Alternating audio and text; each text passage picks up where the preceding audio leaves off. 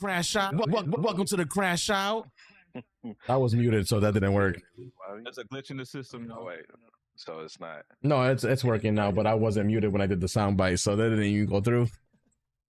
Put a shock to your system. Static shit. Like live now. Yeah, we're live. Welcome to the CrashOut. Yo, what's good, everybody? We glad to be back.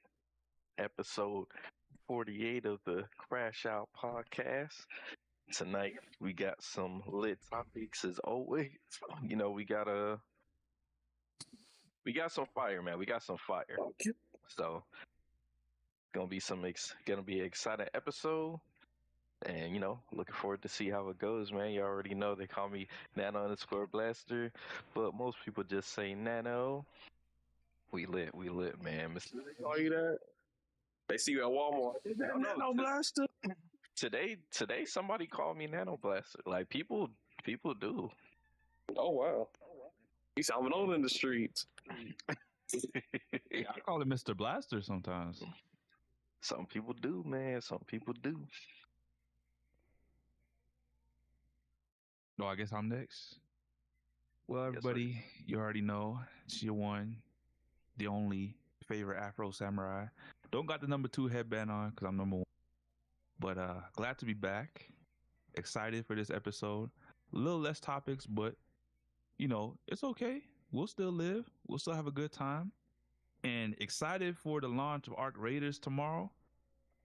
Let me know if you want to hop in my party tomorrow. I'll post it in the CrashOut server so you guys can know when I'm playing.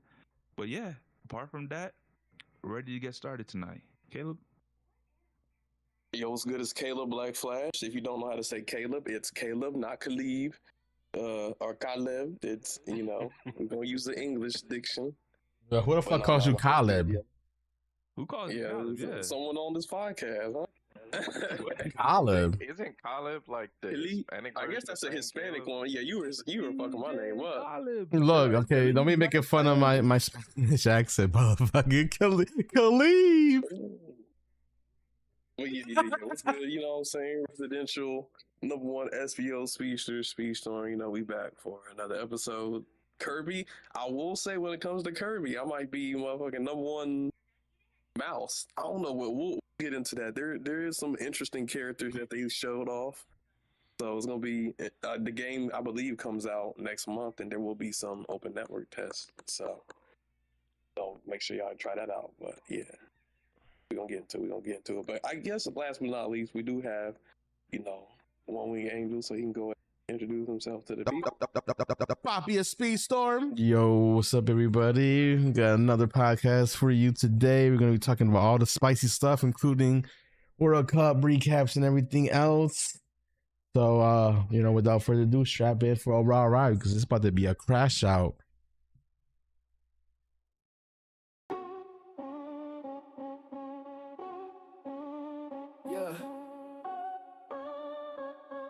Yeah. Welcome to the crash out. Put your seatbelt on me cause we about to lash out. If you hating on the crew, you getting thrashed out. Man, we going so fast, we about to pass out. Pockets for the gamers, man, it's time to ride out. Welcome to the crash out. Put your seatbelt on me cause we about to lash out. If you hating on the crew, you getting thrashed out. Man, we going so fast, we about to pass out. Pockets for the gamers, man, it's time to ride out. We covering the drama, we talking about your mama. We smoking on the ganja, we drifting in the Honda. We turning up with Sammy, OneWinged's with the family. Black Flash jamming like a lammy, Nano always understanding. Yo, welcome to the crash out. Put your seatbelt on because we about to lash out. If you hating on the crew, you getting thrashed out. Man, we going so fast, we about to pass out. Pockets for the gamers, man, it's time to ride out. Welcome to the crash out. Put your seatbelt on because we about to lash out. If you hating on the crew, you getting thrashed out. Man, we going so fast, we about to pass out. Pockets for the gamers, man, it's time to ride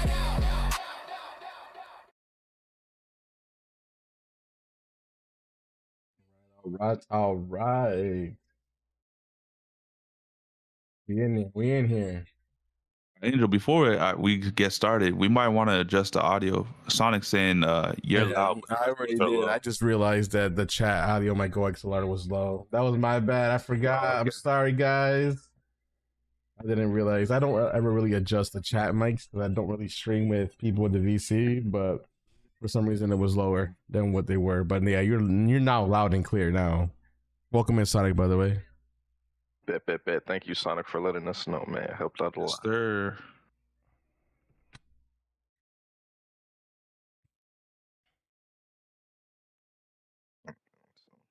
Got that divisions talk.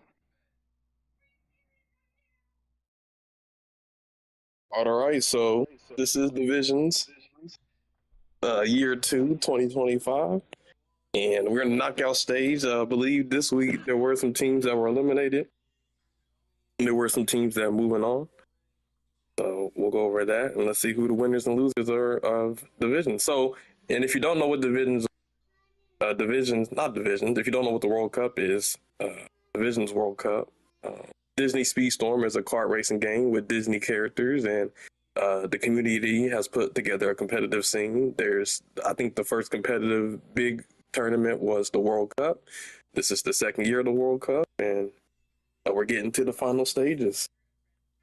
But yeah, so for this week, this was week, I believe, 2 of the knockout stage. And the first match we had we had Europe versus America. So for this one, America, they fought, but Europe ended up winning 242 to 190. For Europe, we have Ferrari with 87, Cedric with 86, Sun Samil with 57, and Suburban Goblin with 12. And then for America, we had Nightmare 50, Dusty AF with 50, Cage Fan 90 with 46, and Snack Daddy with 44. So it looks like America as a team, played pretty consistently, but, Ferrari and Cedric kind of took over. And so that was kind of the difference maker. But let's look at the matches and see what happened. So for the first match, Europe won 20 to 16. That was Kawhi Variation 5. Cedric and Ferrari, first and second, as you can see. For Wonderland Variation 1, Europe won that 19 to 17. For RB Variation 6, Europe won that 21 to 15. Ferrari and Cedric won 2 again. Arendelle Variation 8, Europe won that 22 to 14. Ferrari, Sunsmell, Cedric, top 3 spots. Toon Village Variation 5, that was the tie. So that was America fighting back, holding it down. Cedric still had the 1-2 though. Riley's Mind Variation 3, Europe won that 19 to 17. Ferrari and Cedric 1-2. Okay, Andy's Room Variation 1, Europe won that 21 to 15. So similar things. Castle Variation 3, Europe won that 22 to 14.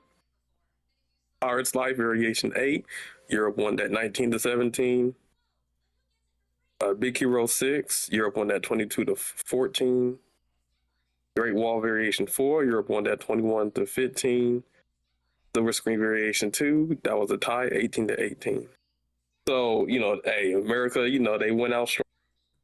But yeah, the common thing, it was pretty even between both teams, but Ferrari and Cedric securing first and second for the majority of the races is what, secured the victory. So, consistently getting 1-2 or 1-2-3 definitely does make a difference. So unfortunately, America is knocked out of the tournament, and Europe will be moving on to the next stage. But shout out to America for making it this far and competing in the World Cup 2025. All right, so the next match, we have Puerto Rico versus England. So this was a spicy one. I believe a lot of people thought Puerto Rico was going to win because of the roster, but England definitely showed why they are a team to be, respected, and to not sleep on them because they do have a lot of talent. It was very close, though. It could have went either way, but England won it 221, 211. So that was about a 10-point game. So literally, it could have been different depending on, one or two races. So shit was close. One race, really, not even two races. One race could have made the difference. So very close. It was down to the last race. Yeah, it was the last race. There were we were only down by 4 points, so it was literally down to the last race. Mm-hmm. Yeah, I think Wolf gonna have to.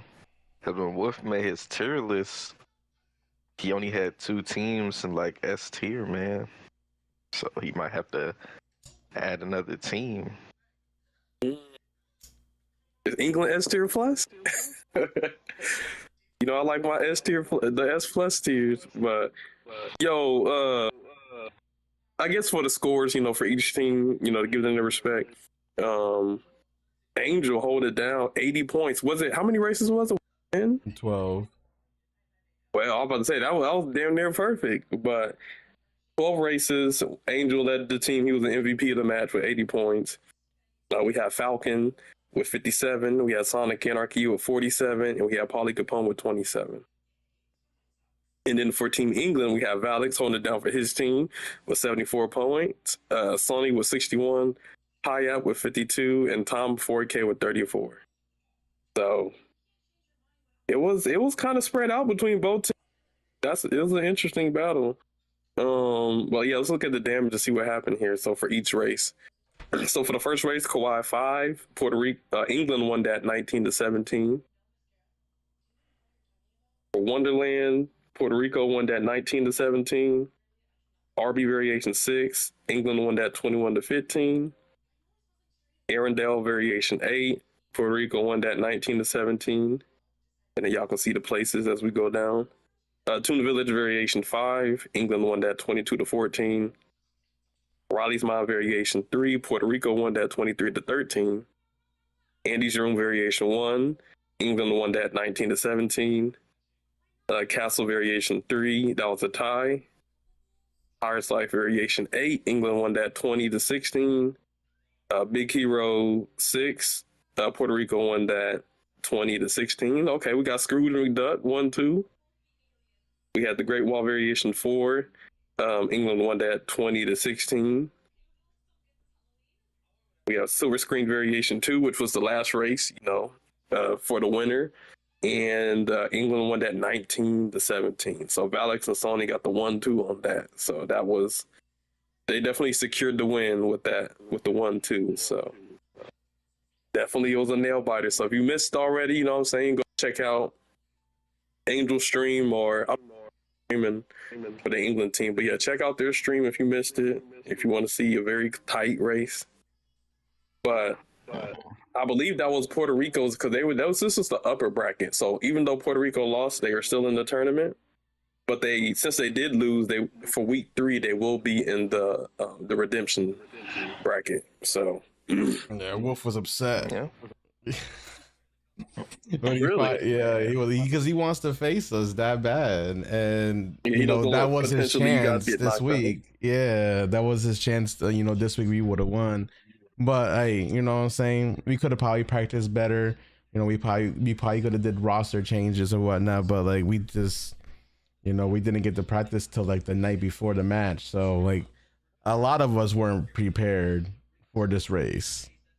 Yeah, I think because I've seen some of the races earlier in the season and seen how you guys performed, so I know you guys have the capability. But yeah, it definitely seemed like a thing to where, you know, you're facing an equally skilled opponent, but they were just more prepared. Facts. Well, you know, it was still a single-digit deficit, so you know that literally could have went to any team. Yeah, hey, Could have went to any team. I mean, we're still in it. We can still redeem. Shout out, you know, Sonny's team that they did their thing. That's a powerhouse team. Like, you know, Taya, Valix, Sonny, and Tom. You know, they're all great racers, and you know, I practice with them a lot. You know, they're really, really nice guys. This is the first time I ever got to talk to Taya but Tom 4Ks. You know, in this World Cup, because I've been practicing with them. I'm like, man, you know, they used to be in a team full of, you know, a bunch of shit talkers, and Tayeb is like the most nicest guy in the world. It's like, how do you even like do that? Yeah. Oh, and just so everybody can know that is present, Tom 4K's name is Tom 4K. It is not Tomac. I asked him personally. Oh yeah, I was in there. Oh, Matt. But I don't know. Tom 4K is just how it looks, you know? Yeah. What, did they think the 4 was supposed to be an A? Nah, he said it's supposed to be a Tom 4K. He said if he wanted it to be an A, he would have put an A, which makes sense. Okay, Comac or Tom 4K, you know. It's kind of like in Sonic All-Star Transform, there was Danica Patrick and there's Danica Patrick. So whichever one you want to use. What's that listened out there that some famous red car won't let Imperial face Puerto Rico? And what is this famous red car? Famous red car. I don't know. Is he talking about Lightning McQueen? That's the only famous red car I know. I know that's what I was thinking about. Yeah, where is Lightning McQueen at? I would keep hearing people talk about Lightning McQueen. I ain't seen no leaks. Where's the leaks? Where's the roadmap? They've been data mined. Yeah, people keep saying that. We'll see until I see it. No, I mean, Caleb, let's be honest. Every single leak that we have gotten our hands on has been pretty much true up until this point. They saying it's gonna be like the next season, Lion King and Lightning McQueen. No, I truthfully think next season is gonna be Zootopia, just because the movie's about to drop. I think next season is gonna be Zootopia, guaranteed. Quote me on it when they release the roadmap, but they're gonna do the same thing for Zootopia that they did for Inside Out. The movie is literally about to release at the same time that the next seasons are gonna drop. It's gonna get the Moana 2 treatment. They're gonna be mid-season. Damn, but weren't they rumored to be an actual season? But they only got 2 prominent characters, the bunny and the fox. So, if you don't know that, they might have new characters in part 2. You know how they got ennui and anxiety. Moana 2 had new characters. But they weren't. I don't know, man. They didn't seem main enough to be racers, though. Who do you know in Zootopia outside the bunny and the fox, though? I mean, I don't know, but they can do the what is that the evil character from the movie, the old grandma looking motherfucker. You don't even know the name. I mean, I haven't watched Zootopia in a while, but I do know that, you know, the villain that was basically injecting all these animals with that shit to make them rabid and shit. Like they could use her as a racer. Shit, they could do the other guy too, the police officer. Do it. It's a season, but like I said, there's been a lot of characters that needed seasons. But you know, hopefully, fingers crossed. You know, coming out. Oh my god, dude, no Ferrari, because I guarantee you, if they add the sloth as a racer for Zootopia, he's gonna be a slow down character because he's slow. Yeah, we don't want that. We don't want that. Man, at this point, it don't even matter, bro. I think they have a slowdown quota that they have to meet every season, and they're gonna add a slowdown character no matter what. So it's just the game is just doomed for slowdown.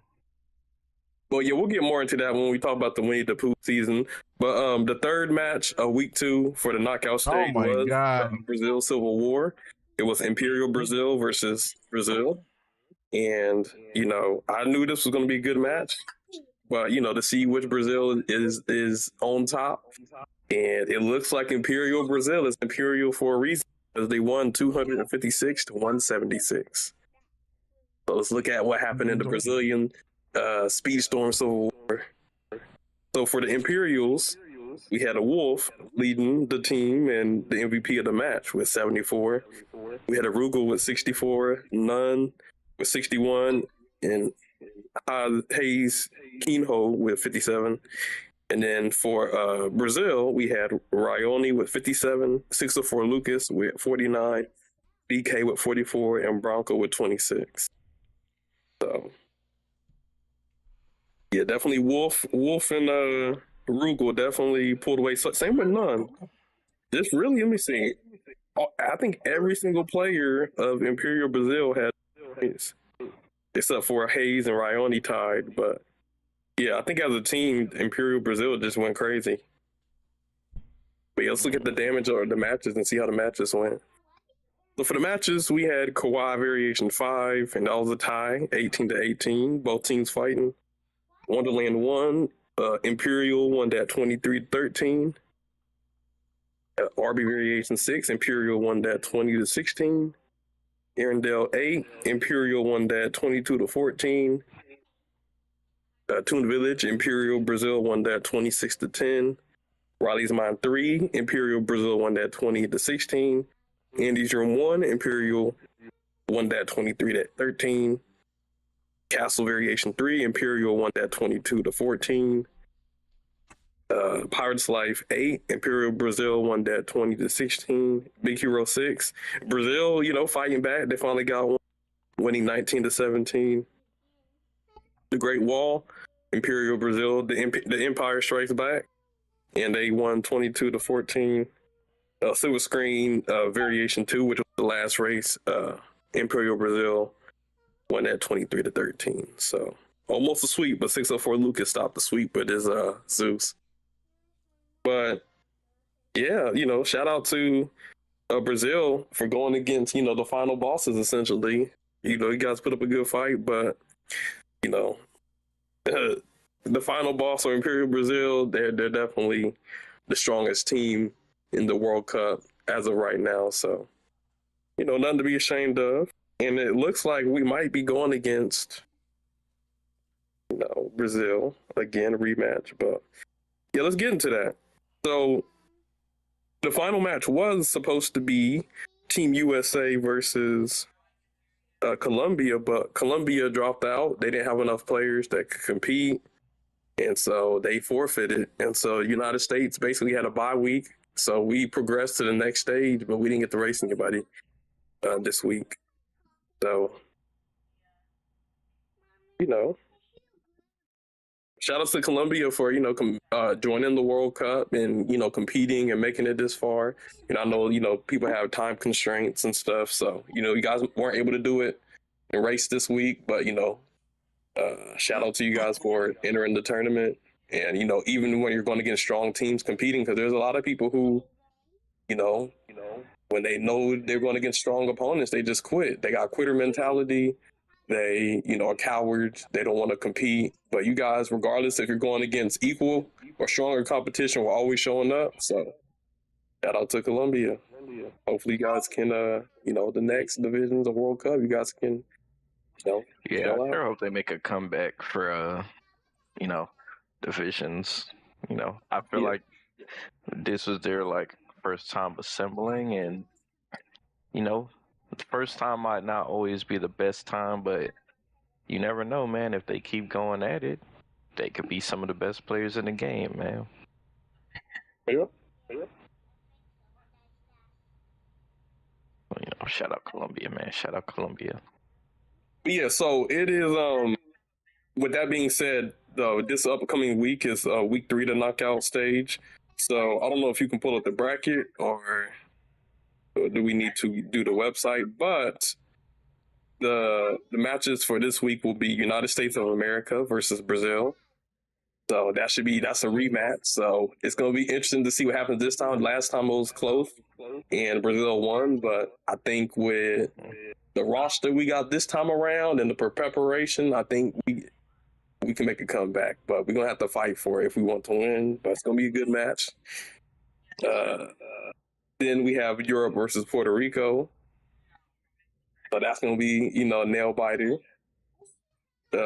Europe, definitely is strong. Same with Puerto Rico. It's going to prepare who wants it more for that one too. So at this point, all of the matches at this point, neck and neck, either team can win. And then the third match, we have Imperial Brazil versus England. So England just came off of beating Puerto Rico, and Imperial Brazil is undefeated. So somebody's got to take an L. So let's see. I think there could be an upset, or there could be Imperial Brazil, asserting their dominance. So three matches this week that are all going to be very entertaining. So, make sure y'all watch it. It'll probably be Saturday, Sunday, most of these matches. So make sure y'all, put that on your calendar. Yeah, look. So, so far, November 2nd is a Sunday, right? Yes. Yeah. Yeah, so I mean, Imperial Brazil and England is at 4 p.m. Sunday. Our match, I can tell you, will be happening on Sunday. I just don't know what time, but it's gonna be any time between like 1 to 3 p.m. on Sunday for us, and then you guys are probably It gonna do looks Sunday like too. Yeah, our match is gonna be on Sunday, but from it looks like our match might be the latest match, man. It might be a 7 p.m. match. Jesus, Yeah, why so late? hey, that's what they asked for. I'm asking my team if they for it. It's Sunday. Almost everybody said they're down. We just waiting for absent. Yeah. No, I mean, there's more time to sleep in. but Nobody I can don't oversleep. mind No, Yeah, it's 7. I ain't doing most that people, that day. yeah, most people be on the game Sunday evening on the game. So I don't know. I just wanted to watch it and stream it, but that's way too late for me. I feel you. I That's get your that. bedtime or something? Huh? That's your bedtime? No, but I mean, you got to think about it. If our match is at like 1-ish, and our matches are 16 racing, it's probably going to be close to 2-hour match, right? So we're going to go right into our match into England and Brazil from 4 p.m. That's probably going to be another 2-hour match. Then your match is at 7 p.m. I'm already going to be streaming for 6 hours. I'm going to be fucking exhausted. That's true. That's true. Hey man, I mean, Wolf making some sense in the comments, man. He said when he first started playing, he wasn't the best player when he first joined the competitive scene, but he kept going, and now he's the player he is today. He also says he'll be releasing a video about the new season 5 division system that will be really welcoming to new players at new competitive teams like Colombia. So that actually sounds pretty good, man. We always want the new players to feel welcome. You don't want to always scare off the new players, because new players is how the scene is gonna grow and get bigger. So we need new players, new excited faces. You know what I'm saying? Or old faces, cough, cough, spoiler alert. Yeah, maybe, Pretty here's the much, thing man. about competitive games. Sometimes people get burnt out on a certain game and then they want to play something else, but there's still new people who are excited about the game. And then sometimes they go game, some of the OG players, they have fun on that and they come back when they're ready. I see that with some of these other competitive communities. There's been competitive Mario Kart players who, they tired of the Mario Kart scene. They went on Sonic Cross Worlds. Or some people who were tired of the Sonic Cross World competitive stuff and they back on Mario Kart. So same with Speedstorm. There's some people who might take breaks on Speedstorm competitive scene, but they can always come back at a later season and when the interest arises. So It's gonna be spicy. if you play, yeah, it will. But I will say, if you like Speedstorm, you're new to it, and you want to compete, then you should just sign up, man. And obviously, you look at there's guides, there's old guys, new guys, there's not a lot of guys, and like he said, he wasn't always as good as he is today. Or even look at his team. I believe his teammates play at the highest level, and they weren't always as good as they are now, but they learned and they adapted, and now they are the team that we see today. So anybody can do that. Nothing stopping you from being just as good as the Imperial Brazilians. So whether you want to put in the time or effort, it's up to you. But end of the day, if you have love for the game and you just sign up for divisions. And with that being said, divisions season 5, the signups are available. So if you want to be a participant in that, make sure you join the competitive Discord and sign up. But yeah, You said there's I believe sign up button in the division websites now? Well, if you join, like in order to join the division, the competitive Discord. Oh yeah, there is. Sign up on Discord. Yeah. So Wolf added a button on the website. Now you can click on this button. It'll direct you to the Facebook, not Facebook, the Discord, the competitive Discord. So if you're not in the Discord, you'll click on this button. It'll invite you to the Discord, and you can sign up. Okay, on the Nice. division's website. Yeah. Yeah, that's good to have. That's good to have. But yeah, because it's end of the day, there's still a big interest in Disney. There's still a big interest in Disney Speed Storm, whether we are frustrated with some of the things that happen with the seasons and the monetization. There's still a big, large group of people who have an interest in the game, and so and maybe the competitive side. So yeah, join, hit up the website, join the Discord, and sign up. Yeah. It's All gonna right, be Epson, competitive. I see. So it looks like it's confirmed. Our match will be at 7 p.m. EST tomorrow. It's gonna be Sounds good to spicy. me. It's gonna be spicy. Divisions, season 5. It's gonna be interesting, I see Ferrari with the eyes there. He may or may not said that LT is gonna be the strongest that ever been, and there's gonna be people that haven't played in a while coming back. I don't know who. He ain't say no names. Hey, But who people like are who? coming back. People are coming back, and they say LT's the strongest they're ever gonna be. So take that Soft for what you will. Giselle? Okay. Hey yo, hold on. If Giselle's coming back to join my team, Mo said that. Oh, that's crazy. If Maxi comes back, I might join the team late. Like, That's crazy. This man said I'll join the team late for Maxi. Is crazy. This man said no more divisions, but if Maxi comes back, I'll come back. I gotta have something to race for. Nah, I don't. I'm gonna just take it back regardless. Wait, hold on, yo, Ferrari, don't be looking at me at those eyes, my guy. Don't be doing that. I knew it was Giselle. No. He. What? They might be leaking some shit that in OneWingedAngel.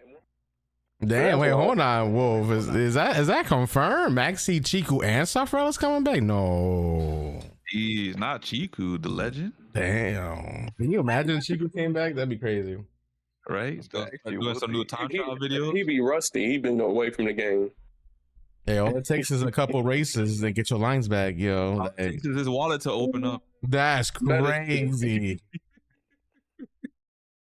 Oh man. I think that's different players Let me go involved. buy the other 50 rosters. 50 rostered characters. Nah, just kidding. What would be awesome?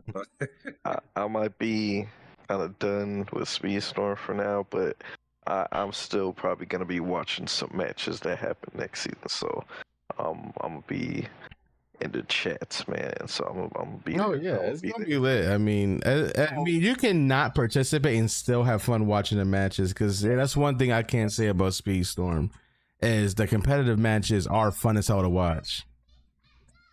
People might be in jail. That's crazy. Not the gel. That's crazy. But yeah, that wraps up the Divisions World Cup recap for week 2. But we still got some Speedstorm news we need to cover. So within this week, the new season, I believe, season 16 came out, and it is Winnie the Pooh season. So there was a lot of unconfirmed rumors. The Discord mod said they're gonna add a track and this and that. So the new season came out. We got the characters, except for Tigger because he's part 2. And so, what do we think? So, from what I've heard, is that the 100-acre woods is just Toon Village, but instead of it being at cloudy and night, it's during the day. Same track, just sunny. Is that the case? Pretty much. I do like it though. I do prefer this version of Toon Village, but in terms of maps, that's pretty much it. Yeah, it's not a new map like people were saying, but they make some changes to an existing one, I guess. But I mean, there's 2 characters. So I believe the season tour character is Eeyore, who is a speedster, and the battle pass character is Winnie the Pooh. What are we thinking about Winnie the Pooh? Strong as fuck. Oh, so what's strong about him? Strong as fuck and annoying as fuck. I'll let Angel talk about him since he was actually using them in our practices. But he is annoying to go against. That's all I'll say. Yeah, Angel, you muted by the way. Yeah, you there? But yeah, I don't know if it's. I know he throws bees at people, and then he has a honey pot that can slow people down that gives him a speed boost if he doesn't use it or something. Yeah, so I think oh, my bad. I was muted. yeah. So Explain how Pooh works. Winnie the Pooh, to sum it up, Winnie the Pooh, he has a passive with his honey, right? His honey, think about it in a sense of Ariel. When Ariel collects relics, the more relics she has, the faster she goes, right? Pooh's the same way. The more honey he has filled up, the faster he goes. And in order to fill up your honey, you got to use your unique abilities. The uncharge, yeah, you're right. It throws bunnies, and I think it slows you down or stuns you. I haven't used the uncharge a lot. I use a lot of the charge. So the charge is a honey trail, and it slows people that goes through the honey trail. And I think it stuns them too, if I'm not mistaken. But that is like, and it's a long trail too, pretty thick. And it fills up your honey pot. So and also it uses your honey too. So play style of Winnie the Pooh, the way I've been playing them is, fill up the honey pot and then just, try to leave the pack, because you're going to be front running because you're going really fast, right? And then if you have a unique ability, I kind of hold it onto it until people start catching up. Once people start catching up, then use your ability to, gatekeep them away from first place. Same scenario. Once you start leading the pack, just not use your unique until somebody else comes back. That way you're never using up your honey and you're always going at their fastest. Same way with Ariel, you only use her ability right at the end of the race to try to get ahead. Same scenario with Winnie the Pooh. Except that Winnie the Pooh just gatekeeps like a motherfucker. Does he get boosts when people go in his honey? Like when they go on the trail? I'm trying to remember. I think so. I remember you using him in our practice session, but you said sometimes certain things weren't like registering for him, that we were getting hit or something. Yeah, like it wasn't registering that you're getting slowed. Yeah, so you do get boosts, because that's what I was looking for, is boosts, because I'm sitting here trying to get the boost from your guys going through the trail. But man, that goes for any character too. Like there's been more cases where you stun people and it doesn't register on your end and you don't get the boost for it. So there is like some type of hit detection for some reason. And it's happened numerous times where Caleb will be like, yo, Angel, you stunned me. And I'm like, I didn't even get no notification or a boost that I stunned you. Yep.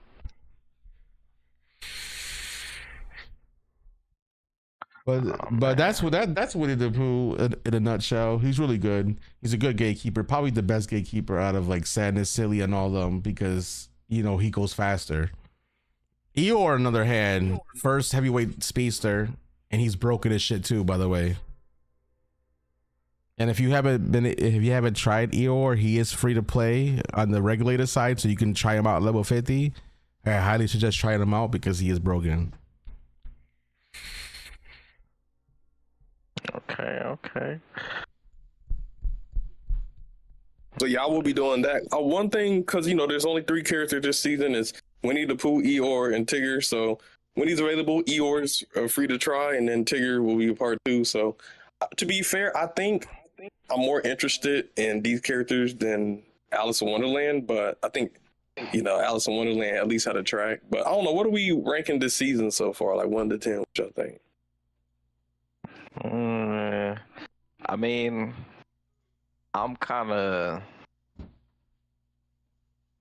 on the down end on Speedstorm, since this is technically my last season, but I mean, there's no new track. Right now, it's only 2 characters. I only hop on to practice with the team, so I haven't been doing no events. I haven't been doing no missions, no world tour, so I don't know. All right, you know what? Yeah, I don't like when they ask they y'all the right question. Hold on, Sammy. I don't. One thing real quick. I don't like how they say they add more content and content that they're adding is something that you have to pay for, whether that be a vault pass. Now they got something called a festival pass. Is that a paid thing? Yes. So they're adding something, but we have to pay in order to access it for more rewards. I don't like that. To be honest. Yeah, it's probably more geared towards like newer players, but if you wanted to get all the passes, that's like if you want to get the diamond pass, a vault pass, and the festive pass, you probably dishing out like $40 US Probably $50, bro. $40 to $50 a season. I'm not doing that. So that's real question, that's a AAA game. The real but yeah, question go ahead. Say my bad. You guys should have asked was, is this really a season 16 or a season 15.5? Season 15.5 with new characters. Yeah, pretty much. Because this ain't a full-fledged season. There's never been in the lifetime of this game a season to drop with no map to correspond with that season. Yeah, man. Shit is crazy, but you know, I don't know, man. I do have a desire to play the Winnie the Pooh characters. I just, I need to turn on my game. I did uninstall. They do look fun. I did uninstall Speedstorm on the PS5, but I still have it on my Switch 2. So I need to get on my Switch 2 and try out the season. Just on this game. Not after how they reduced the characters going into what's that season? What's that season called again? It's been a while. Jeez. The one after Tron. Yeah, it's Tokyo. Big Hero 6. There we go. Big Hero 6. After they reduced normal amount of characters from 5 to 3 on one of the most anticipated seasons. Can you imagine they did that for The Incredibles? And we only had 3 characters? I mean, they already left out Syndrome. People were upset with that. I'm so upset about that. You just reminded me. And Jack. Yeah, I mean, if they only had 3 for The Incredibles, like Incredible, Mrs. Incredible, like Violet, that would be bad because we'd be missing out on Dash. We'd miss out on Frozone. They did for Inside Out, where they had like 7 characters. Yeah. They really could have done that, but they didn't. They got lazy and started going from 7 to 5 to 3, and now we getting 3 characters, but sooner or later it might just be 2. Yeah. And we've had this discussion, so we only gotta, be on it for too long. We know how Speedstorm is, but yeah, it is. Because here's the thing, like, we want to stay balanced because we know a lot of people who watch this podcast are, they enthusiastic about Speedstorm, so we don't just want to be doom and gloom, but we got to keep it a buck, but I mean, it's the positives are the characters, and the negatives is just a lack of map and more new passes that you got to pay for. But I don't know if I had to rate it as a season, maybe 4 out of 10. This is definitely the worst season so far. Yeah. I mean, I'll put it under 5. If 5 is average, it got to be. They did say that they have the only up characters coming in. They're both brawlers, so yes, that is okay. Cool. We do need to cover that. I forgot all about that. So but the reason I forget because they're mid-season. In order to access them, you have to pay for the golden pass. Maybe not even that ain't working either. You have to do a potential Tails event where they want you to grind 24/7. Oh Lord! But but on the positive note, if you're willing to do that, if you're willing to grind, because people are gonna grind for things they're having fun with and enthusiastic about. So if you're willing to grind the Tails event, or you have some shards left over that you want to gamble for those characters, hey, we up. We got the up characters. We got the grandpa and we got the little kid. So hey, Goblin, I wouldn't say Toy Story Part 2 was worse because at least with Toy Story, you already had themed maps for Toy Story. This has no maps at all.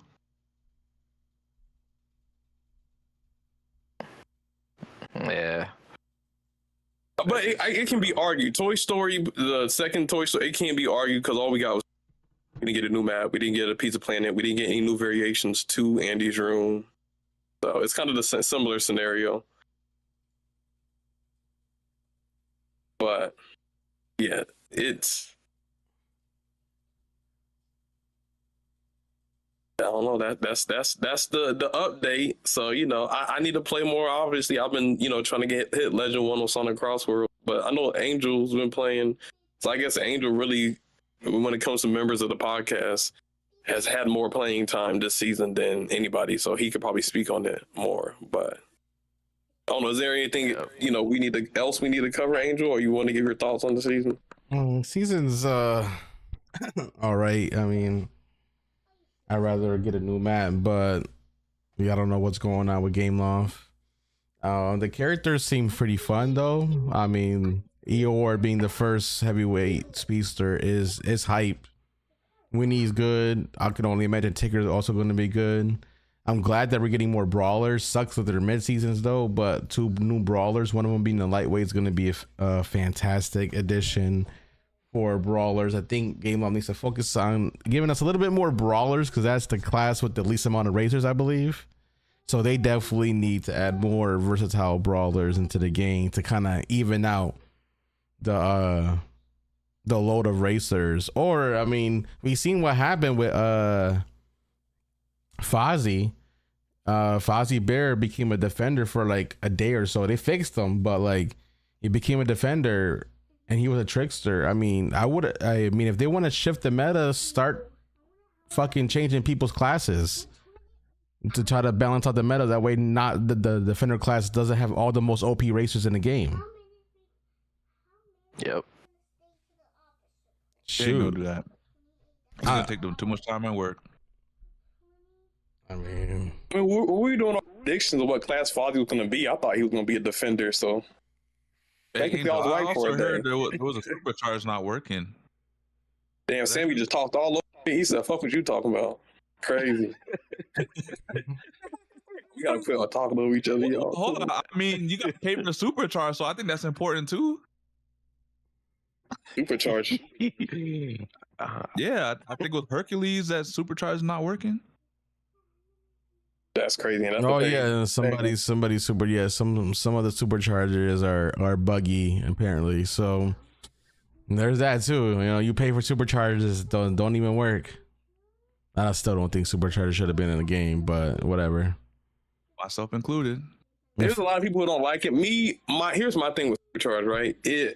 I like the idea of taking characters that have a certain limit and increasing their potential. Like, let's say the limit, you can go in the game is 160, and let's say with supercharge now you can go 190. Like they're making the game faster. I like that concept, but locking it behind a paywall and stuff, I don't like that.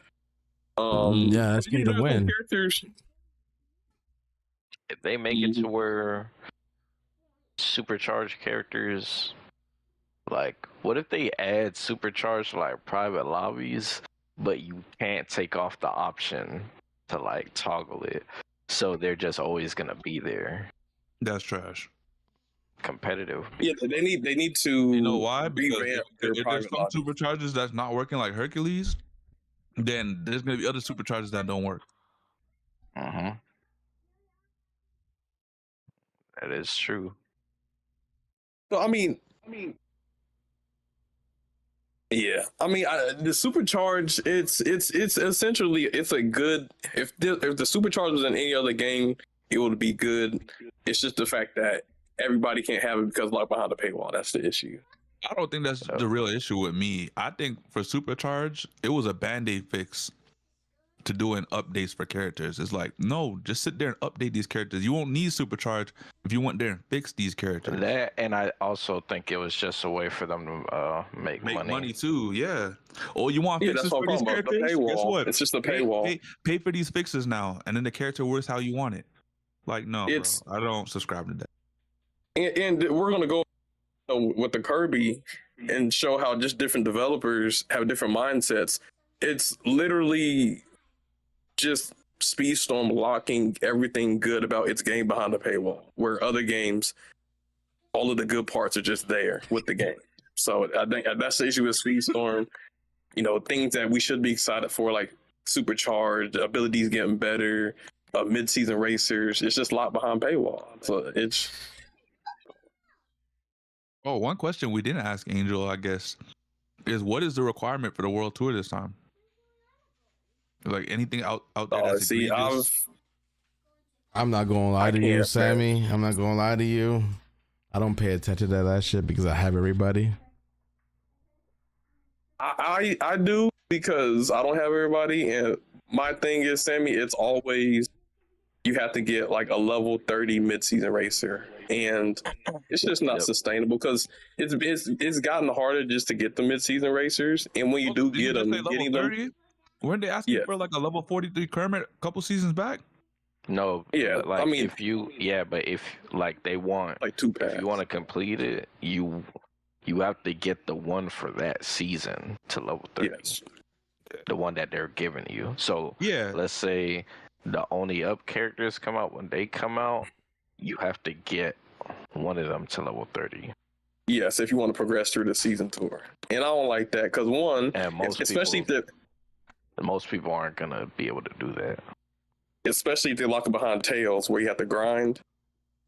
Yep. But one, you barely getting the character. And here, you know what's crazy about the Tails event is they have a certain days to where you need the up character in order to get more up shards. It's like, but so I guess that's for people who pay. But it's like if you haven't even unlocked the character, you're missing out on potential shards and stuff.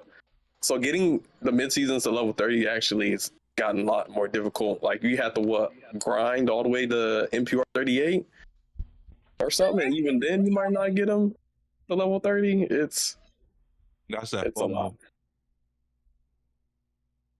A lot of my mid-season characters are like level 26 to level 28, 9-ish. But yeah, man. Ferrari said you need a 42 Cinderella and a 30 Grandpa. Oh boy, so good luck with that. 42 Cinderella. Yep.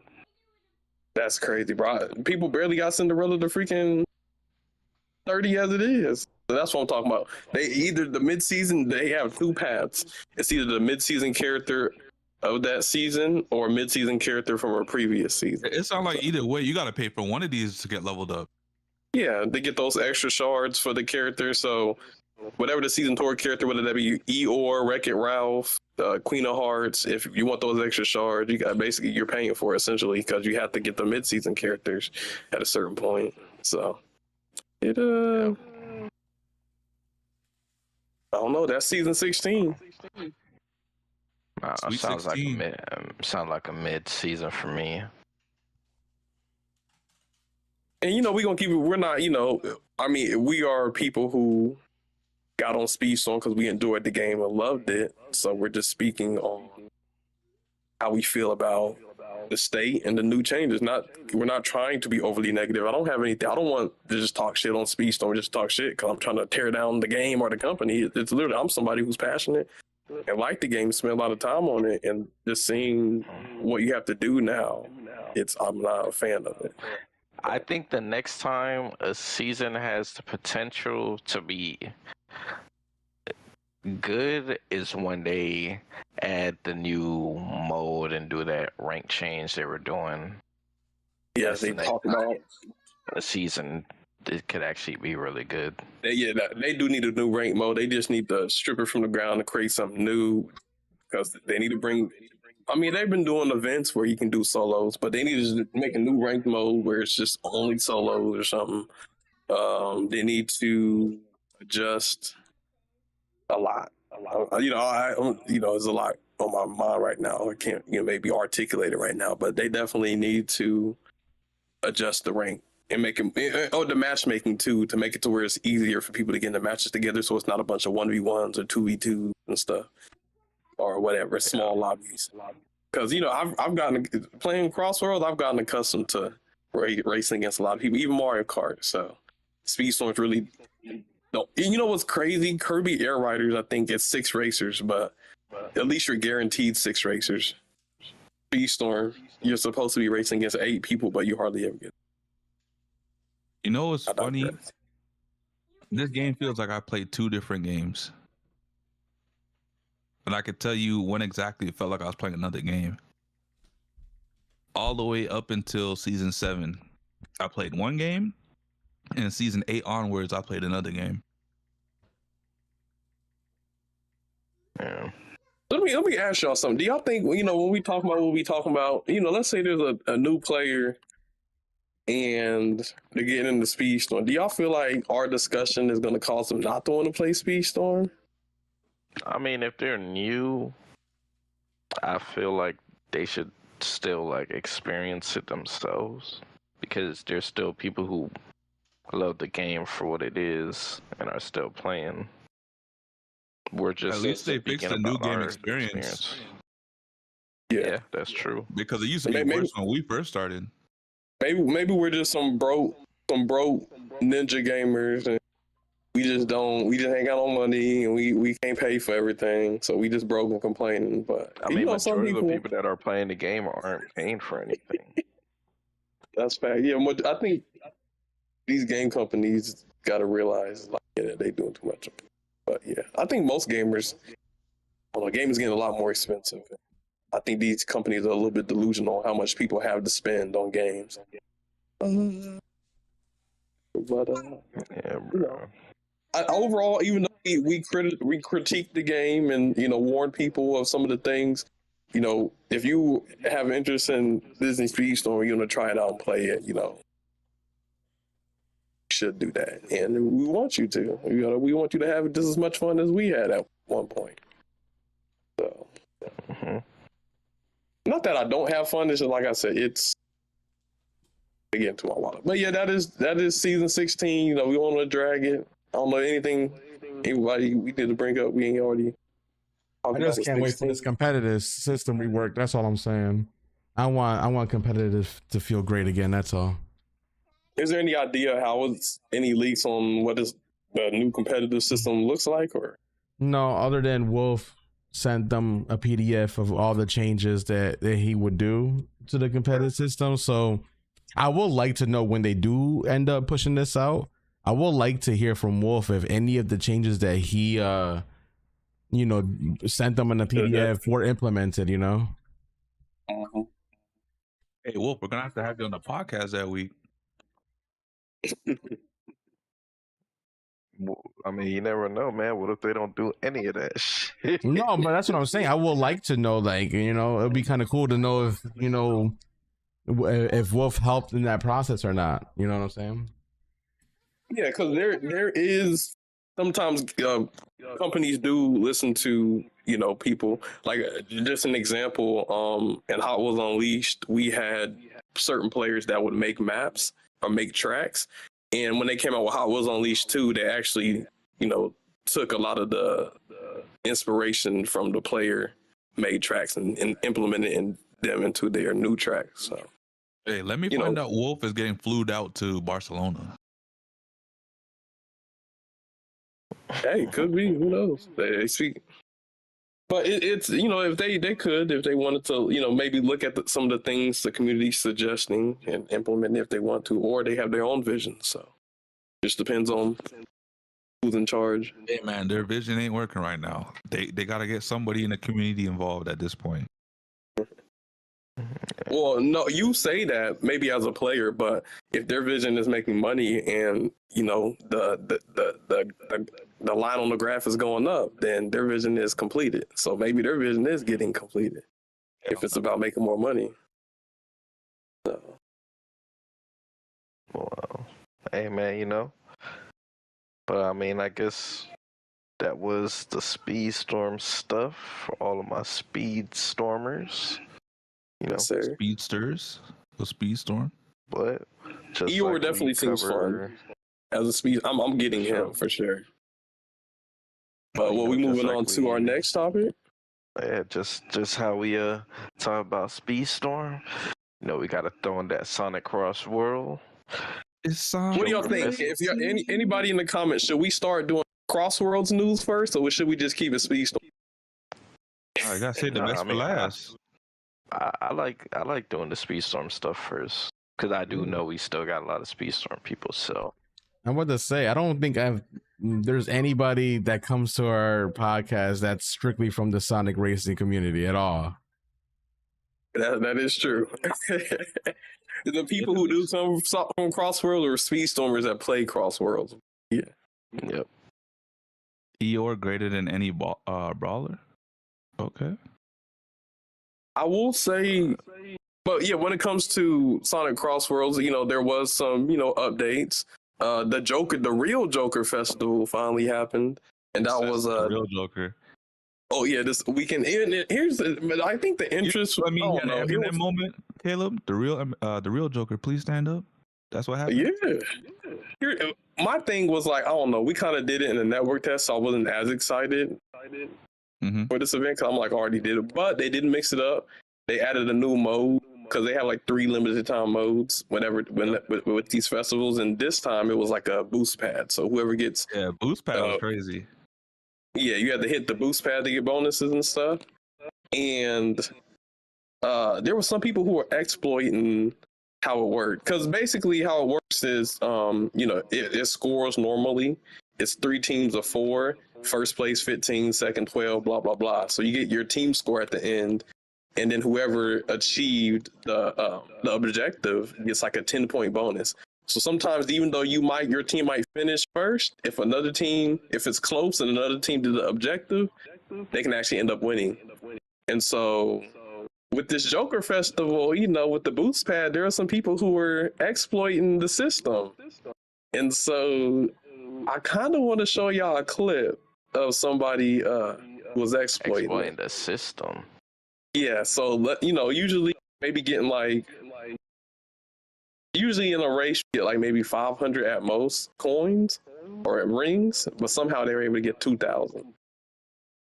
And so I'm just showing you. We're just gonna show you what people are doing to grind. I was in some couple of races where like there's someone with like double my rings. I'm like, how? I saw a image of somebody that had 13K coins, bro. That's crazy.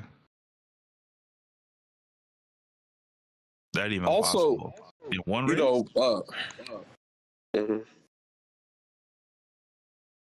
But yeah, it was we I'm gonna get that what's it called, that clip soon, but while we wait to get that clip, it's the meta in Sonic Crossworlds has shifted. I think throughout the different tests and just throughout the the full game coming out and people experimenting with builds, there's been different metas that have emerged and people have been trying out copying builds, but I think like a definitive meta has started to emerge in Sonic Crossworlds, and that is technical drift to level 4. And basically, for people who are like new to Sonic Crossworld or from Speedstorm, one of the critiques I kept hearing is like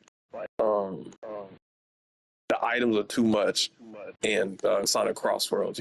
It's too many items that hit first and second, just the saws and the hammers and all this kind of stuff.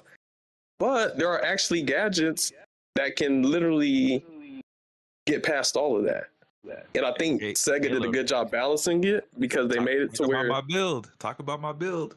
Items are strong, but then they also give you the tools to negate any type of damage that you would get from the items. And that is as Samuel will call it, the Silver Surfer build. Yes, sir. But, you charge a level 4 boost. And once you hit that level 4, you're immune. So you can chain them together. So you can chain it back to back to back, be virtually immune the whole race. Now, there are segments like after jumps when you can't drift. When you're not immune, people can sometimes try to hit you. But, if you time it right, it's very strong. So, a lot of these tournaments, I think the Silver Surfer build has been winning tournaments. I believe in the first big tournament at 7-1 using that build. And now ever since then, everybody's been using it. So a lot of people have gotten max rank points using that build, the Silver Surfer build and stuff. So, I wanted to try it out because I'm a king smuggler, but I want to be versatile and see if I can, learn this new meta. And I was trying it out, and I think Nano saw some of it, and it is strong. That bug is strong. Yeah, it's a different. I was in Caleb's stream, and I was like, what's this wizardry I'm looking at? Yeah, and because some people want to say, "Oh, smuggling is boring." Here's the thing: you don't have to smuggle. The reason I smuggle is because I find it fun to make big comebacks. I use my IQ to get certain items. I look at it like chess. You get the right, put the chess pieces in the right place, checkmate. You get the right items in the right place, checkmate.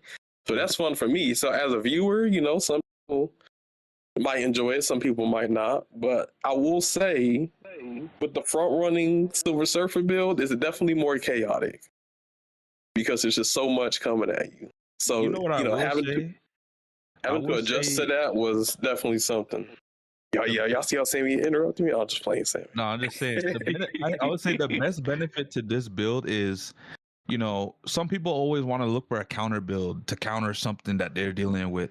With this one, when I first ran into it, I was like, I no longer have to waste 2 gadget slots to equip defense items. I don't have to now change my percentages on which items I want to get if I have this build on. Now I could just race how I want to race and know I'm invulnerable when I need to be, and still use the gadgets, not the gadgets, the items I want, because my percentages aren't highly increased on just defense now.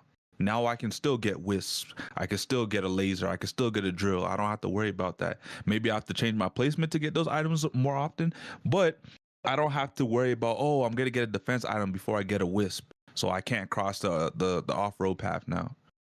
So I definitely see the positives over, different build variations, or, just being able to save some gadget slots, because in this game, you only have 6 gadget slots. And, once you have a gadget that utilizes 2 slots, in terms of what you can really add to make the build effective, you're at a limitation at that point. So this is definitely a viable option if you're looking to either front run or just have more defense without having to worry about gutting your build. So essentially, new play, if you, tried out the network test, you thought the items were too much. Now the items are not an issue at all. So, I think maybe a lot of people can enjoy the game more, knowing that this build is there. So, you don't have to worry about always getting hit with the ghost or the slime when now you have more tools. Now, I mean, you are with the wisp, and you could time a King Boom dodge, or avoid the rings with a boost. But now you have more tools in your toolkit to avoid the item spam. So I will say, that's kind of been, just because the build can get you out of danger doesn't mean it's an easy build to master. Like, you got to know it's how not to do in that. it's not, because one, you have to learn to you have to have the right vehicle. Mm-hmm. Because the different vehicle parts have different stats, so you have to try to optimize your boost stat.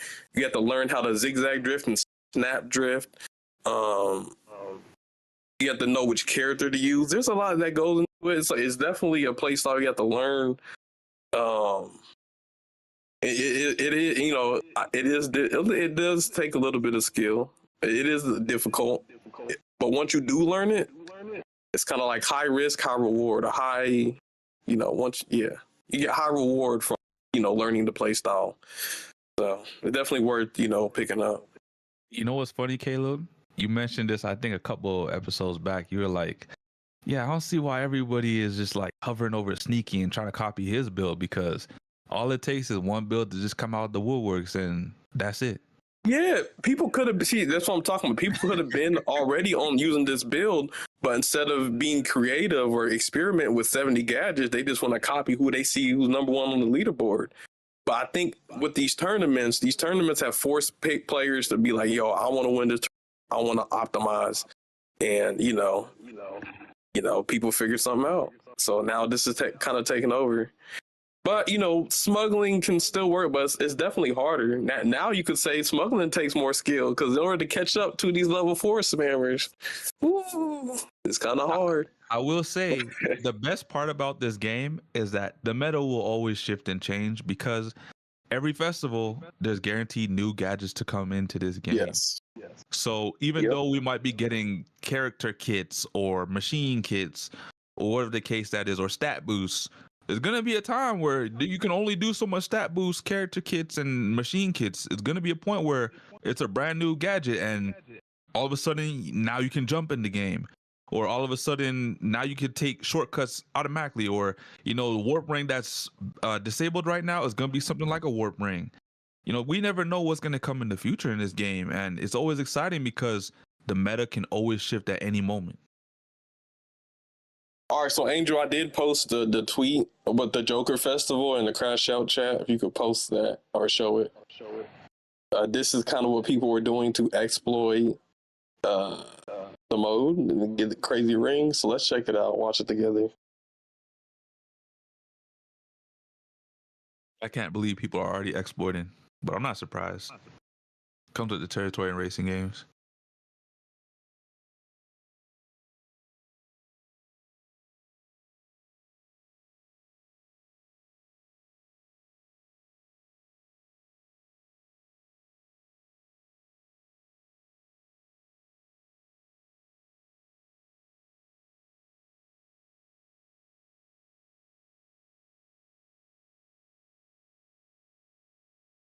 We haven't heard from Angel in a minute. You still there, Angel? Did you go to the restroom?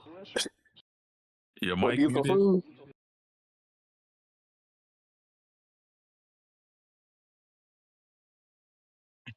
Yeah, what if he fell asleep? Yeah, bro. He was on that We wouldn't be chronic, able and it was to a little end the bit too potent. episode. A little too potent. We just like, Angel. Oh man. Hey, one of these days we're gonna have Angel talk over all the talking, because this nigga be dipping out halfway through sometimes. He's like, all right, I'll let Caleb and Nano and Sammy talk. Then we do something real quick. Oh man. All right, there we go. Yeah, so we got it on screen now. So there's like a drift kit to where you get like ring boost pads, and so this person is drifting, sideways over the boost pad to spam, the rings that they get. And if you're too far behind, a ring warps you away. So you can try to catch up. So now you see they have 2,500 rings just by driving into a wall. And then, now they're getting drills to get, like, watch. This is insane. I'm not gonna lie. If you do that, that's weak sauce, bro. That is just to win an event. That means you trash. You have to exploit the game to get good at the game. Like, could even just win off your skill. That shit don't even look fun to me, bro. Nah, bro. You just sitting in the back the entire time, and then you getting all the items because you in the back. Getting the items like the issue is him spamming the boost pad. Everybody else is racing, trying to get this boost, and then, if you run with a party of 4, bro, what you could do, have one person back. Yeah, have one person do that, and everybody just run. Nah, bro. Well, This is the type of shit that don't make me want to play this fucking game. I'm not gonna hold it to you, bro. Cause this motherfucker really got 2,000 rings, was in last place, had a huge people was a huge gap away from him, and this motherfucker still won and still got 2,000 coins. Yeah, no, this is why I get turned off from this bullshit, bro. And y'all have the nerve to talk about speed storm or niggas is doing shit like that? Come on now. No, Angel is hot. Yo, cause here's the thing, because he was so. I don't know, Caleb. That looked like the items was kind of OD from. Because he was so. This looked like so far behind shit, bro. Here's the thing about that, his team was still getting the team boost from him getting all of those rings or the boost pads. Because I didn't even remember that. So that at that point, his team not even running out of boost. Yeah, so his team is invincible the whole match, bro. They're invincible the whole match. With boost. Bro, you know what? This shit makes so much sense when me and the party was playing and we was like, bro, how did this guy get 2,000 rings? How did this guy get 1,500 rings? That shit makes me not want to play. This shit takes the motivation away from trying to get top 1,000, top 100 banners and festival events. When you do shit like that, that's not even fun. It's not even competitive. I mean, because you're just cheating the system. Though, most people aren't doing that, and most people don't even know how to do it. But yeah, that definitely got to be something. They gotta. That's crazy. They gotta do something about that. I guess it it kind of rules the integrity of racing, but it's more so. It's like I don't know. Maybe if everybody's doing it, then is it cheap? I don't know. Like, is that just a strategy? Caleb, man, you if better everybody's I know doing you it, land on the. that's whack, bro. Hold on, I know Caleb loves exploiting, so he goes side with the exploiters. But at this time, yo, Caleb, you gotta put your foot on the line. No. It is cheap. I can even admit it's cheap. Thank you. But to be fair, Squanto, I got that clip from Squanto. They are a talented player, but that's what I'm saying. When a talented player is doing stuff like that, they can get away with some craziness. So but yeah, that is the Joker Festival, and that was one of the modes, the boost pad mode, and that's what some people are doing too. I hope you let Sega know so they can patch that shit out. People. He said, "Is that how Smarty sees everybody bunny hopping in Speed Storm?" I mean, bunny hopping is not even in the same realm of what we just saw. So what we just saw looked like the damn. Oh my god, no, that has nothing compared to fucking bunny hopping. You know what it's comparable to?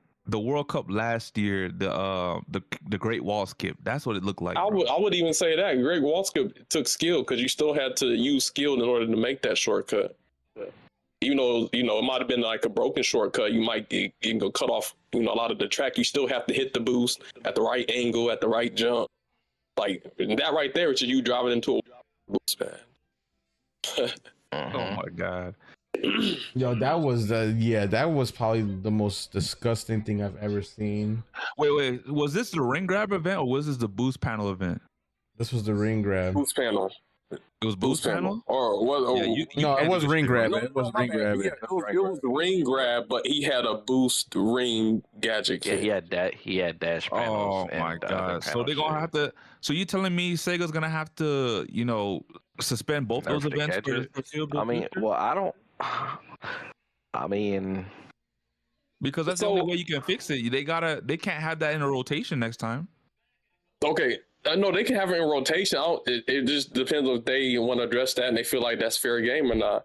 But you're gonna have to suspend those gadgets. You're gonna have to do them like Warp Ring, because if you have those gadgets in play, that means this shit could happen again. Here's the thing: they have gadgets and they have events. They can't control how people use those gadgets.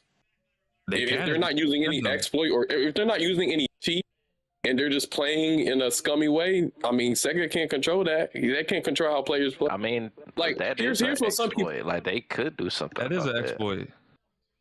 Okay, but that would be like intended to be played. That would be like if they had a game mode. Whoever you get points off of hits, and then somebody gets like a tornado, and they sit in like a narrow hallway, and they just use it. The McNugget strategy, you know. You get an item that you can stun people multiple times. The way he had to get those points, he literally had to crash into a damn guardrail and sit on a boost pad.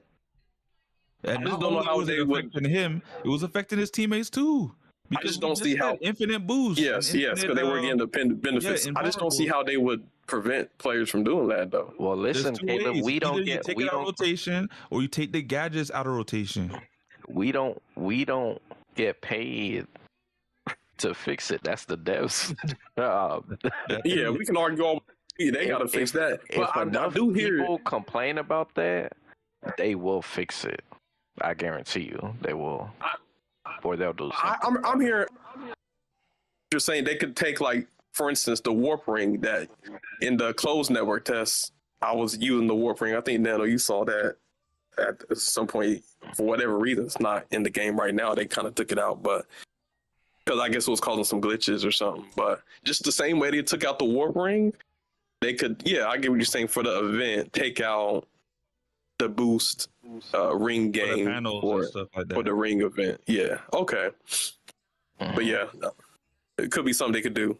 It's either that or they take those events out of the festival, out of the rotation for now until they can patch that out.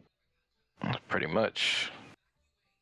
Because it's not like they can't put other events in the rotation. They got so many that they can put in there.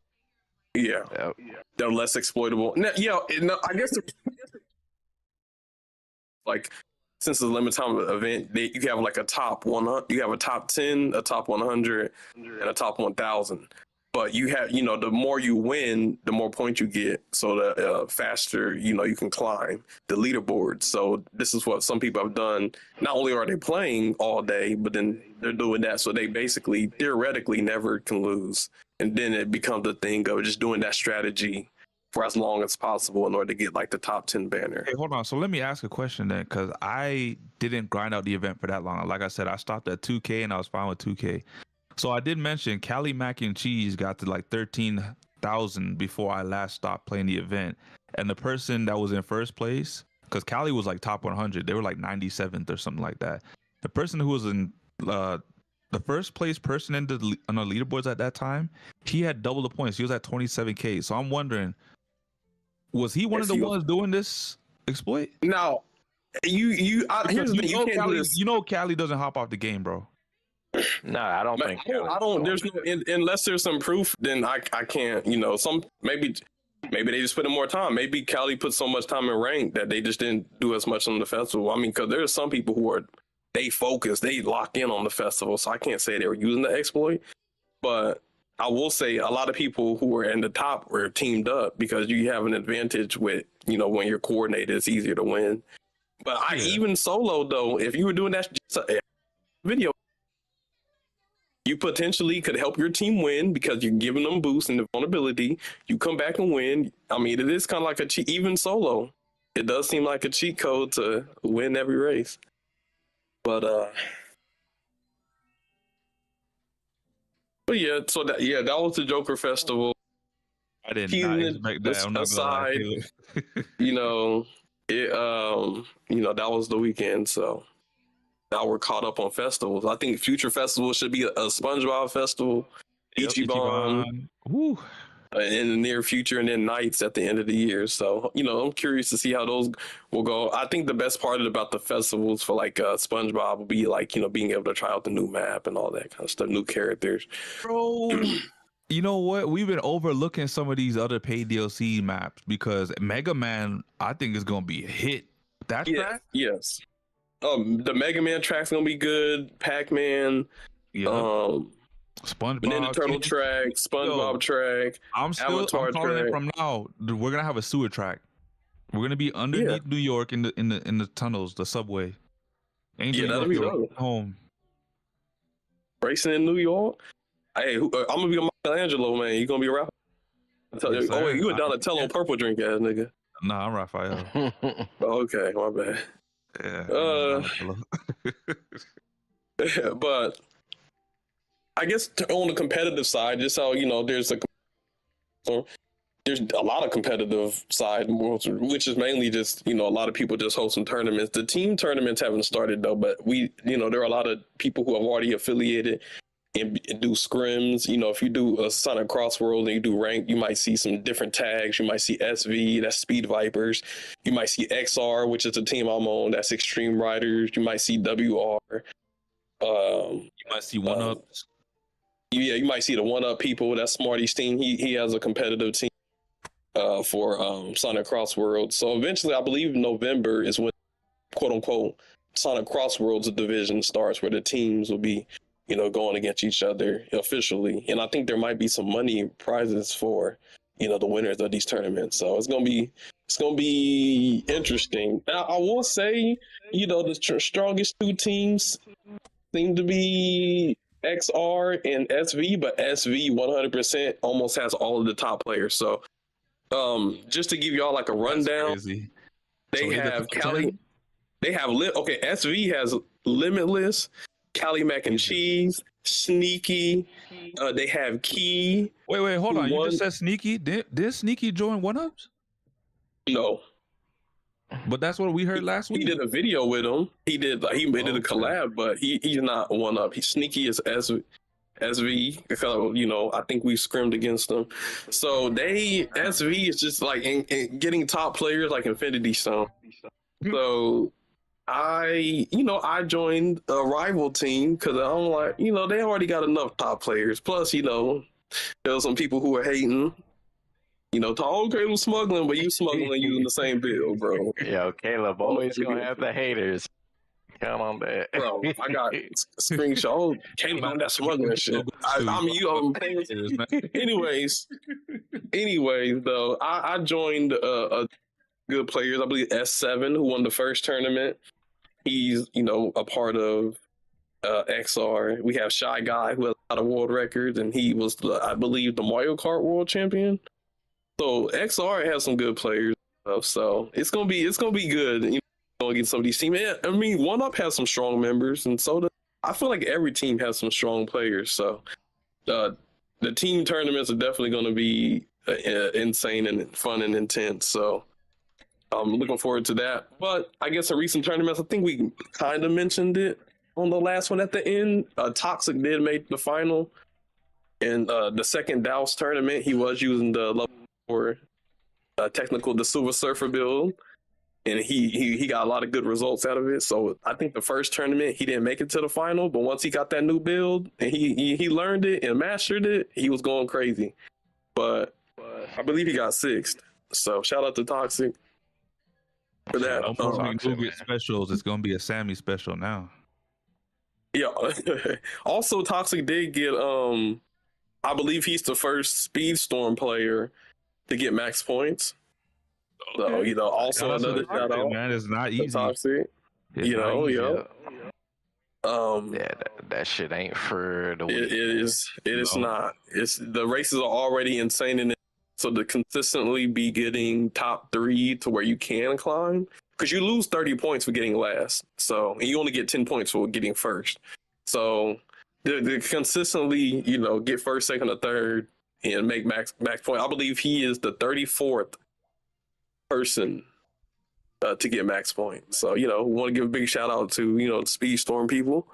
I'll probably be number 2. Limitless, he ain't even trying. He like 3,000, but I don't know. I think I'll probably be the second person to get Legend 1, about 200 points.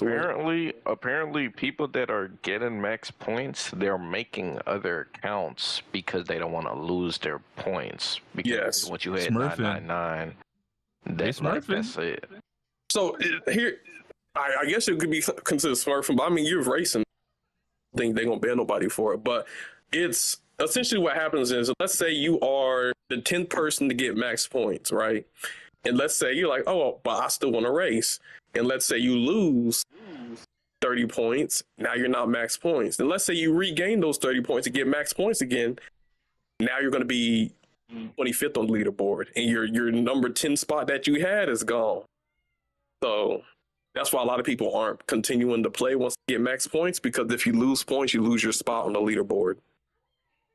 I believe the top 100 leaderboard, about the top 50 players all have max points. And where you are ranked is based on who got it first, or chronologically. So if you drop down and then re-get it, you're going to be, demoted. Yeah. So, yeah. Damn, so they definitely got to do something. Yes, and, this is, I don't have the info, so take it with a grain of salt, but I was watching Floppy, who got second in the most recent tournament, but he was saying that there was some data mine leaks that there's Sonic Crossworld is going to add a ranked mode, and so there's like the world match that we have right now, which is pretty competitive, but they're going to add an actual ranked mode, supposedly, according to the data miner. They should. Yeah. I think that'd be a good way, because it's a matter of time you enjoy to get the highest rank, and now you can't. That shouldn't be how it is. I guess some people who get the max point, they just do time trials or offline stuff, but there should still be something to where players who get max points can still play and compete. So I think a ranked mode would be definitely appreciated and needed, and I'm down for it. Maybe this is how tournaments will. Maybe official tournaments will come from. Maybe they get the top 100 players in rank mode. We're gonna make a tournament for you guys or something. I don't know. Yeah. So to answer Golin's question, you can have a Smurf account or multiple accounts for this game on console. I don't know if you could do the same thing on PC, like for Steam or anything like that. Angel would be the best person To answer Yeah, that question. I know sometimes with PlayStation, I know you can. Well, for Switch, you can just make another account. You can do family sharing, just make another profile and do it. I think on PlayStation you can make alternate accounts, and then you can like share games on your console. Yep, same with the Xbox. It's just PC. I know on console, I think on PC, I think it's logged to your Steam account, so you can't make multiple accounts unless You can't the share way games on Steam.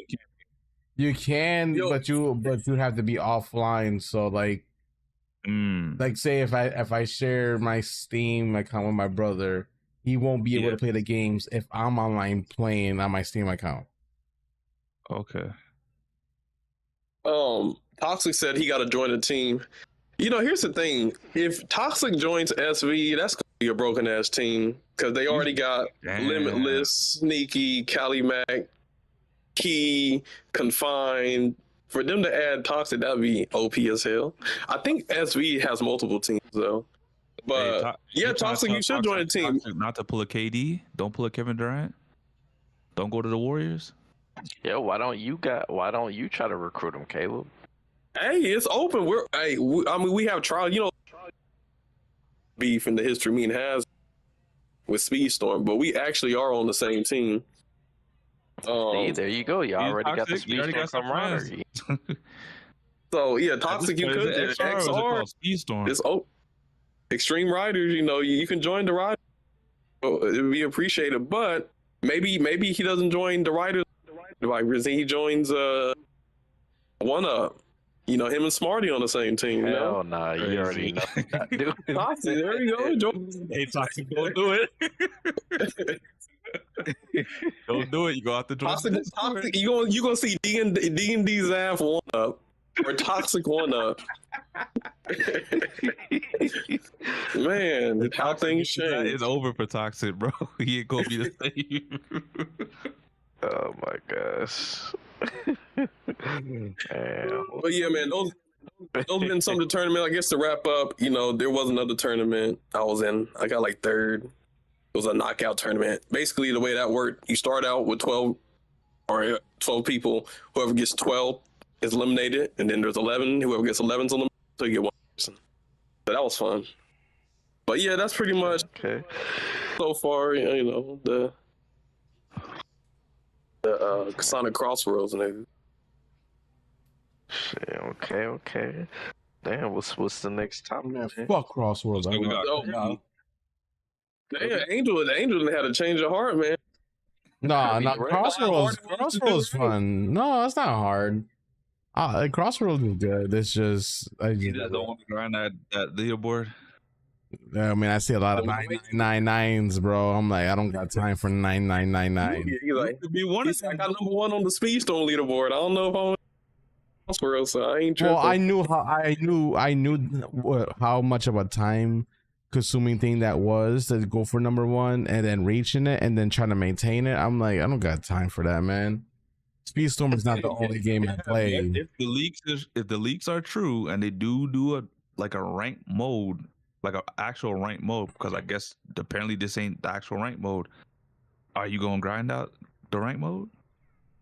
Knowing my luck, Sonic Crossroads ranked mode is gonna come at the same time as Speedstorm's new revitalize competitive mode, and I'm gonna have to choose which one I'm gonna focus on.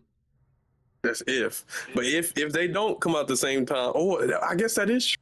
If Speedstorm is having a new ranked mode, and Sonic Crossroads supposedly has a competitive mode coming too, so it could be a pick and choose.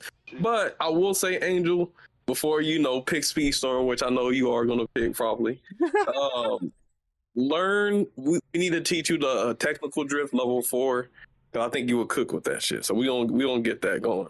Yeah. I mean, I would say, don't get me wrong. I have fun playing Crossroads. Like, it's not that I don't enjoy playing the game. I just trying to juggle too many games at once, and it is really hard to do that. And obviously, that means I'm gonna neglect one or the other type shit. It's just one of those things. He is on his Destiny stuff. Yes, and I do leaderboard, like run shit on there. So like a lot of my biggest views on YouTube is me doing leaderboard runs on Destiny Rising. So like I'm gonna also go where the interest is as well. You know what I mean? Yeah, like I'm Yeah, not I gonna feel lie, that. Nano. I stopped playing Speedstorm and I got way more time. But now with Arc Raiders coming out, like I see myself playing less and less DBD and less of the finals, which is crazy because the finals is the same company that made Arc Raiders.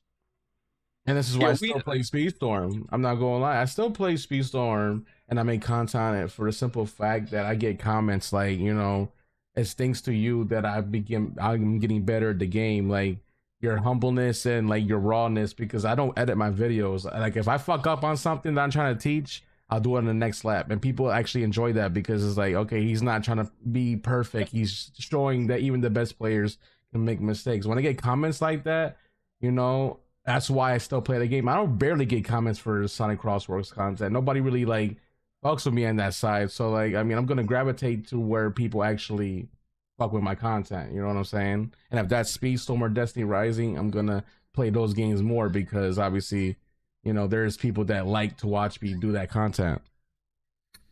Yeah, the struggle of a content creator. That's the thing. Sometimes, the game you want to play, maybe the viewers aren't there, so it's like you got to pick. And it's like, do you still do it even though you don't get the views, or do you go where your audience is? So, that's why if you're not a streamer, sometimes pros and cons to being a streamer or content creator, not being a content creator. Because if you're not a content creator, shit, you can just play whatever game the fuck you want. But when you got to make content. You got viewers, you got an audience. Sometimes you have to, Crazy, give your audience what they want. I say you should just play whatever you feel like you want to play. Yeah, and you can get a new audience, or you can. Here, it's just not going to be overnight. Oh yeah, yeah. I mean, I It can won't be a slow stop. I mean, I streamed Fortnite for the first time in fucking months. Yet last week, so like, and I'm still playing new games, and I'm enjoying what I'm doing when I'm streaming. It's just, it's a good feeling when you get comments from people that are saying, hey, I got better at the game because of you, your videos. I look forward to watching your videos. You know what I'm saying? Like shit like that as a content creator is still that means the world to us when people say shit like that, because it's like, damn, people really are watching. Yeah, I know But how Angel, you feel? because I will say, Kayla, when we was playing the event and I was streaming it, I had that one guy, Devin, in there, and he was telling me, yo, Sammy, I've been watching you since Speedstorm. I was like, what? Say that again? He's like, yeah, since you was doing Speedstorm content, I've been following you along. And he followed me all the way over to Crossroads. His own icon on YouTube was Sage. I couldn't believe. I was like, bro, I appreciate you, man. You a real one, because I started off on Speedstorm making content. So the fact that he was following me all the way back then, like I can't remember the last time I made content for Speedstorm, means like he legitimately was following me since Speedstorm. So what it sounds like, Angel, is you were kind of guru in Speedstorm, but you kind of like that you're not the guru of Crossroads yet. It's kind of I mean, and don't get me wrong. When I was doing my, I started slacking out my time trials. But when I was posting S tier time trials, I will say people were commenting like, "Yo, man, that was a good run," or "Man, I don't know how you got S because I can't get S." So like, you know what I mean? Like, I mean, it still feels good. I just have been slacking on the Crossroads stuff, and I'm doing too much content at once, and that's really hard to break out of. I'm doing my Bad Bunny videos. I'm doing top 10 videos on TikTok. So like my TikTok is completely different from everywhere else. Like all my gaming stuff is YouTube, Twitch, but my TikTok, I kind of steered away from gaming and I started doing other things that I'm getting more traction on. So I'm doing different content, not enough time in the day to do everything. So and it sounds like you're the editor. Yeah, once you get big enough, you do, or the workload becomes too much. The editor can be a thing, but you got to sense like if you're not making a bunch of money from like social media, then paying the editor money to do it for you might not be feasible. But once you start making good money on from content creation, definitely editor is a good tool to have. Now I will say people who say gaming is dead, clearly you can see this. It's not gaming. It's not dead. It's almost too many games to play. It kind of reminds me of Ready Player One, where it was like, or where everybody had their like own digital world. And pick and choose which like world you're in, and that's kind of how gaming is starting to feel like. It's kind of like you can't be in every world at the same time. You can't. You just have to pick one and rock with it. Like Shangri-La Frontiers, you just have to. Hey, I'm gonna be in this world, or whatever. I wouldn't just say it's just too many games, Caleb. I'd honestly say it's just too many live service games. No, it's too many games. Period. Ain't not just live service, bro. Because whether you are Dark Souls, single player games, bro, single player. It's the same issue with single player games because every single player game is. I agree with Caleb. It's like the more I like. There's a shit ton of single player games right now, bro. Yeah, but the thing is, you play them even with the genres. Though. Because an example like Souls like, right? Like let's say you're into like the Dark Souls like games or whatever. There's like Souls 30 of crazy, them. Man. Souls you can't play them all. Yeah, they are. You can't play them all. Like each one of the games. Let's say each game's a 60-hour game, a $70 game that has 60 hours worth of story content. You can't play all those games, bro. Yeah, and I just added 3 more JRPGs that I want to play, but it's gonna be I gotta play them one at a time. Like, shit crazy, man. The thing is with those games, once you beat them, that's the end for the most part. With the live service, there is no end until the game shuts down. The thing is that at least for me, I keep finding single player games that I want to play. I'm always playing single player games, like they're always in my rotation. Yep. Yeah, and imagine trying to balance a single player and a free to play or whatever, competitive games which are endless. Because the issue I'm facing is I'm playing 3 live service games. Even though I stopped playing Speedstorm, I still got way too many live service. Sonic comes out, and then Arc Raiders comes out. That's a live service trap. They get you. It's free. I'm still playing Wu-Chang. I'm still playing Expedition. So it's like, it's the live service games that take my time. Imagine, you trying to beat Wu-Chang and you should have been beat Expedition. Technically, I beat the game. I'm in the end game now. You should have done everything, bro. Don't do me like that. I still got time. The game awards ain't out yet, so I got time. All right, man. The reason I say this is because we can, as y'all already can hear, people are having a hard time juggling Speedstorm and Crossworlds. Imagine when Kirby comes out. Because imagine trying to grind. It's crazy. I was gonna get Kirby on release, but I can't now, bro. It's just too much. I gotta wait. Yeah, and that's not even considering people who enjoy and play Mario Kart. So imagine, I gotta grind Mario Kart. I gotta grind Speedstorm, and then I gotta grind Sonic Crossworld. Then I gotta grind. You can't. It's too much, especially with Speedstorm and Crossworld. You ain't gonna be able to grind all these racing games. We never even mentioned the fact that some people that didn't even buy the Switch 2 yet will have to spend $500 to get into the space first to even play it. Yeah, it's just for people who got the console. Everybody's not even gonna. But us people who got if you got the, you're gonna get Kirby. But I will say, just how like Sonic Crosswords had like an open network test where people could try out the game for a weekend. I believe there's going to be, I think, 3 or 6 quote unquote network tests for Kirby Air Ride. So if you want to try out the game, that's crazy.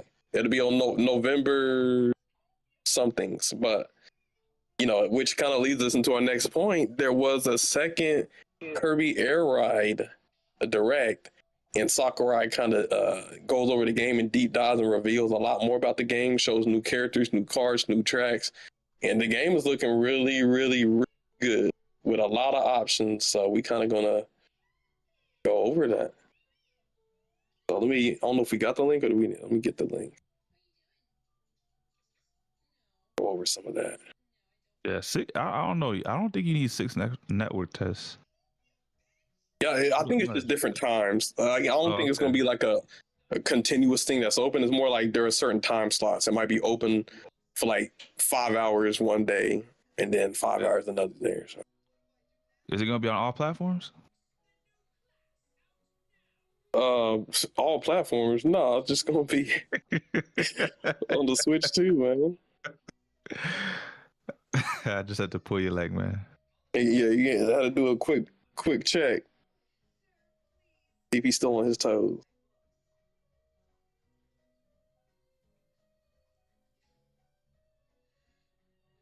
All right, there we go, Angel. Man, it's crazy. It feels like I haven't seen Jumba in a race forever just because we have so many new meta racers. I feel like Jumba doesn't get that kind of touch no more. I still see him get choose every once in a while, but he's not a necessity at all. I mean, he's still the only racer with the... No, not anymore. Never mind. I'll take that back. He was the only racer that could affect the first person in the race, but not anymore. And now you got so many other races that do that as well. And they don't just stunt one racer in first place; they stunt the whole lobby. So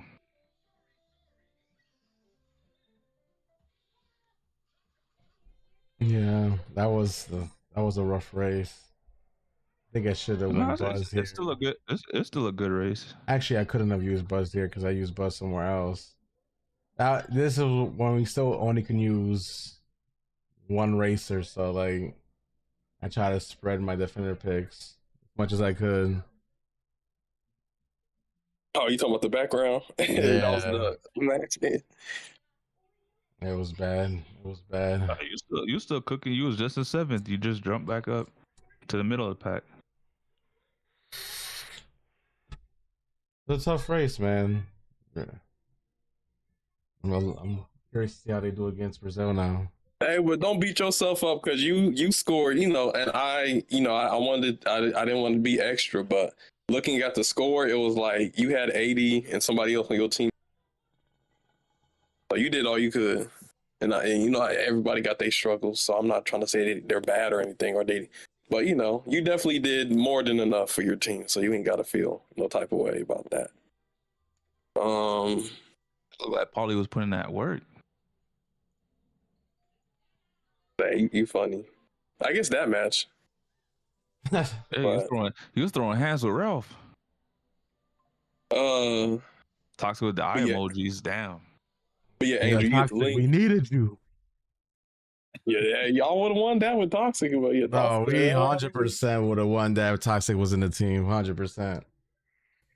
Toxic saw that you guys could face Brazil. He was like, "Fuck that." I guess we can kind of go along as this video plays. We can just talk. We can just talk as it goes. This is an hour long. Do you have like certain points that? Yes, I do. I guess we can let it play, and then I'll have certain areas. So we just let it play first. But yeah, this is Kirby Air Ride Direct. So then let me.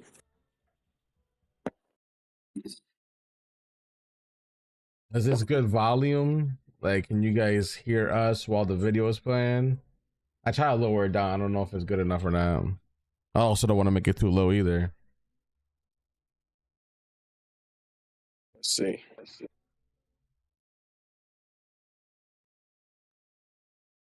Oh, I can't hear anything on my end.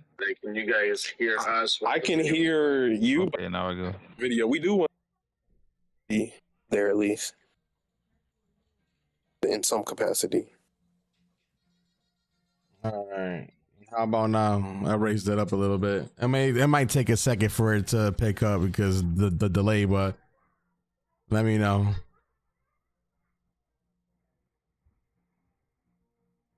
No, I don't hear anything on my end, at least. Yeah, the Kirby Air Ride sound isn't there at all. Oh, that's right. Don't mind me, guys. I forgot to add the sound bit. All right. Now, you guys should be able to hear this. Now, is this loud or is this too quiet?